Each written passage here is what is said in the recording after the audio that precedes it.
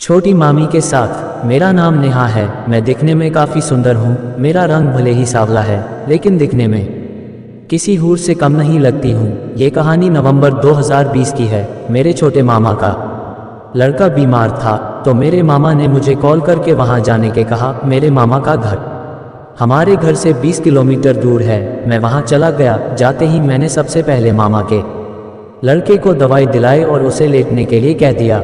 मेरी 2 मामी हैं और मेरे दोनों मामा विदेश में रहते हैं। मैं आपको मेरी मामी के बारे में बताता हूँ। वे दिखने में बहुत सुंदर हैं। घर पर मैं, मामी और उनका बेटा व बेटी ही थे। सब सामान्य चल रहा था। हमने रात में जल्दी खाना खा लिया था। आपको तो पता ही है कि गांव में सब जल्दी खाना आदि खाकर सो जाते हैं और सुबह जल्दी ही उठ जाते हैं। मैं खाना खाकर टीवी देख रहा था। तब तक मामा के दोनों बच्चे सो गए थे। कुछ देर बाद मामी ने मुझसे सोने के लिए कहा। हम सब जमीन पर बिस्तर लगाकर सो रहे थे।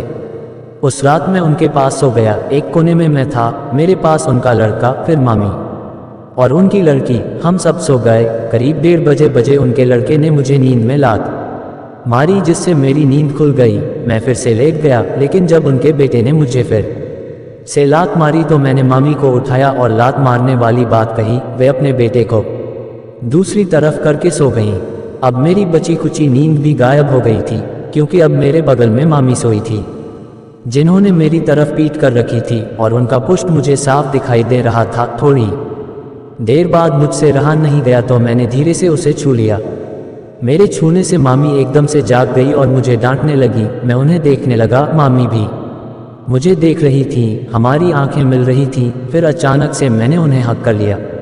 उस समय मुझे कुछ नहीं समझ आ रहा था। तब मामी ने मुझे जोर से धक्का दिया और मुझसे दूर हो गई। फिर अंत में मामी ने कहा, मैं तुम्हारे मम्मी डैडी को बता दूंगी। ये सुनकर अब मेरी फट गई और मैं मामी से माफ़ी मांगने लगा कि मुझे माफ़ कर दो। फिर मामी ने कुछ नहीं बोला और मैं कमरे से बाहर आ गया। उस रात मैं बाहर ही सोया और मुझे डर लग रहा था कि कहीं वह सुबह सबको बता ना दें।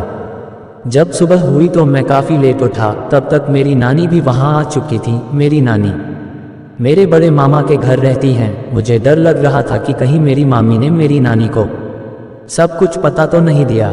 लेकिन जब मेरी नानी से मेरी बात हुई तो मुझे लगा उन्होंने ऐसा कुछ नहीं बताया। तब मामी घर की सफाई कर रही थी। उसी दिन मम्मी का कॉल आ गया और मैं घर चला गया। कुछ दिनों बाद मुझे फिर मामा के घर पर कुछ काम निकल आया था, इसलिए मैं वहाँ गया। जब मैं वहाँ पर शाम को पहुँचा तो सीधा छोटे मामा के घर गया। मैंने मामी को नमस्ते कहा और सामान रखकर अंदर जाकर बैठ गया और मैं बच्चों के साथ टीवी देखने लगा। मामी मेरे लिए चाय बनाकर लेकर आ गई। इस समय सर्दियों का मौसम था, इसलिए मैंने कंबल ओढ़ रखा था। मामी को किसी का कॉल आया हुआ था। वे मुझसे बातें करती हुई मेरे पास आकर बैठ गई और मामी मेरी तरफ देखकर मुस्कुरा रही थी और फ़ोन पर बात कर रही थी। फिर वे किचन में गईं। मैं भी उनके पीछे आ गया। मैंने उनको पीछे से पकड़ लिया तो मामी बोली, बच्चों को सो जाने दो, फिर मैं तुमसे बात करती हूँ। मैंने भी उनकी बात मान ली और कमरे में जाकर टीवी देखने लगा। जब सब बच्चे सो गए तो मैं और मामी दूसरे कमरे में चले गए। इस बार उनके चेहरे पर एक अलग मुस्कुराहट थी। जब हम दूसरे कमरे में गए तो मैंने मामी से पूछा कि मामी क्या हुआ, इस बार आप कैसे मान गई? तो उन्होंने कहा कि तेरे मामा को विदेश गए 1 साल से ऊपर हो गया है और इतने समय से मैं अकेली हूँ। उस दिन तो मैं इसलिए डर गई थी कहीं तुम कुछ और ना समझ बैठो। इसके बाद मेरे और मामी के बीच फुटबॉल मैच प्रारंभ हुआ। पहले हाफ में मैंने कुल 3 गोले मारे और दूसरे हाफ में 6 गोल मारे। मेरे इस मैच के बाद मामी ने मुझे इनाम भी दिया। फिर वो सब के बाद हम लेट गए। उस दिन के बाद हम मिलते रहते थे।